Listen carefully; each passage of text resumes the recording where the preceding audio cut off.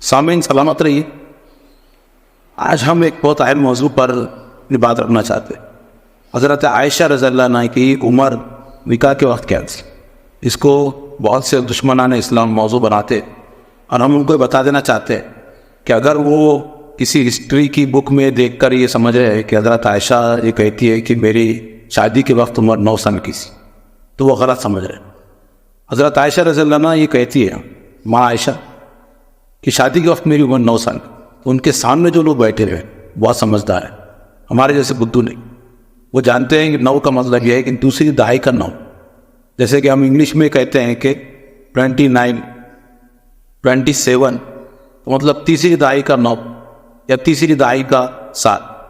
اسی طرح جب عربی میں کہا جاتا تھا کہ شادی کے وقت 9, تو سارے سمجھدار لوگ یہی سمجھتے ہیں کہ 9 سال تو شادی کی عمر ہوتی نہیں ہے, تو دوسرے دہائی کے 9 سال, یعنی شادی کے وقت ان کی عمر 19 سال کی تھی, وداعی کے وقت ان کی عمر 21-22 سال کی تھی. اور حضرت محمد نے ان سے جو نکاح کیا اس کی کوئی وجہ شادی میں دلچسپی نہیں تھی, بلکہ وہ یہ وجہ تھی کہ حضرت محمد جو قرآن اپنے گھر میں پڑھتے تھے وہ چاہتے تھے کہ عورتوں کو قرآن پڑھانے کا نصب کیا جائے. چنانچہ حضرت محمد پیغمبر کے انتقال کے بعد بھی 45 سال تک ماں عائشہ نے لوگوں کو قرآن سکھایا ہے. یہ انتظام اور اہتمام خدا کی طرف سے.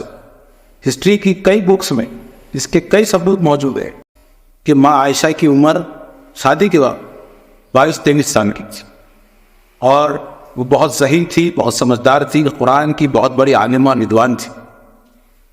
ہم سوامی جی سے بھی کہنا چاہیں گے کہ حضرت ماں عائشہ کیا موضوع ذرا بازو رکھ لیجیے.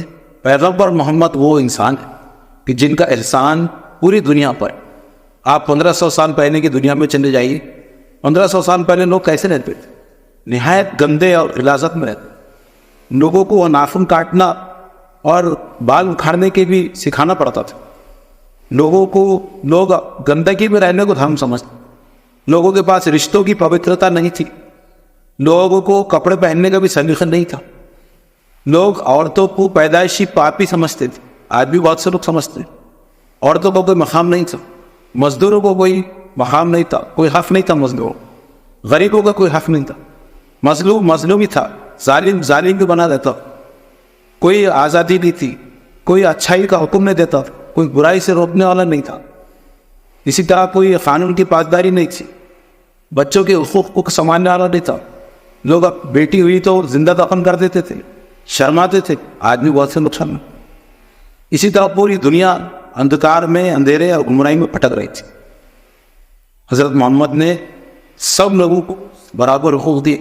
دنیا اس زمانے میں ذات پات اونچ نیچ بھید بھاؤ کے دلدل میں پھنس چکی تھی. حضرت محمد نے پوری دنیا پر احسان کیا. بہت سے لوگ حضرت محمد کو پیغمبر نہیں مانتے, لیکن ان کی ان تعلیمات سے فائدہ اٹھاتے. آج کے ماڈرن ورلڈ, آج یہ دنیا جہاں موجود ہے, یہ دنیا کے پیچھے حضرت محمد کھڑے ہوئے.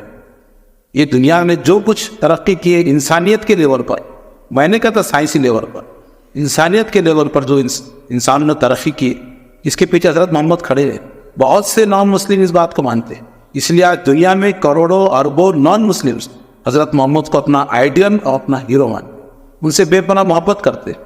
تو جو کوئی حضرت محمد کے خلاف اناپ شناپ بات کرتا ہے, اس کی مثال ایسی ہے جیسے وہ سورج کی طرف منہ کر کے تھوک دے تو تھوک اس کے منہ پر ہی آتا ہے, وہ ڈپٹا بن جاتا ہے. اس کے سماج میں لوگ اس کو پسند نہیں کرتے. خود اس کے لوگ ہی کہتے ہیں کہ یہ کیا کہہ رہا ہے, لوگ اس سے دور ہو جاتے ہیں, کیونکہ لوگ جانتے ہیں کہ محمد کیا تھے. وہ ایشور کے انتم پیغمبر تھے, اور انہوں نے قرآن دیا ایشور کے نام سے. اور ایشور نے قرآن جو انتم پستک تھی, انتم گرنتھ تھا ایشور کا, وہ انسانوں کی رہنمائی اور مارگدرشن کے لیے دنیا میں بھیجا تھا. اور یہ قرآن قیامت تک رہنے والا ہے. اور یہ ذمہ داری ایشوری کی تھی کہ لوگوں کو پیدا اس نے کیا, تو مارگدرشن بھی دینے کا حق اور ذمہ داری اور فرض ایشوری کا تھا, اور ایشور نے اس کو بہت اچھے سے پورا کر دیا. اب یہ لوگوں پر ہے کہ لوگ کتنا اس سے فائدہ اٹھاتے ہیں, کتنا نہیں. قرآن مجید میں قرآن یہ کہتا ہے کہ یتیموں کو ان کے مال دو جب وہ بالغ ہو جائے, مطلب وہ ایڈلٹ ہو جائے. لیکن صرف ایڈلٹ ہونا, بالغ ہونا کافی نہیں ہوتا, بلکہ قرآن یہ کہتا ہے کہ ان کو مال دے کے چیک کرو کہ وہ مال سنبھالنے کی پوزیشن میں ہے یا نہیں. محمد صلی اللہ علیہ وسلم قرآن کے سب سے پہلے ماڈلز تھے, اس کا نمونہ تھے, اس پہ عمل کرنے والے تھے. تو یہ کیسے ہو سکتا ہے کہ صرف جسمانی بالغ ہونے کے باوجود وہ کسی سے نکاح کر لیں. ضروری نہیں کہ کوئی انسان بالغ ہو جائے تو وہ گھر گرہستی کی ذمہ داری پوری کرنے کی قابل بھی ہو. حضرت محمد نے ایسا کوئی کام نہیں کیا. ظاہر ہے یہ کامن سینس کے خلاف ہے.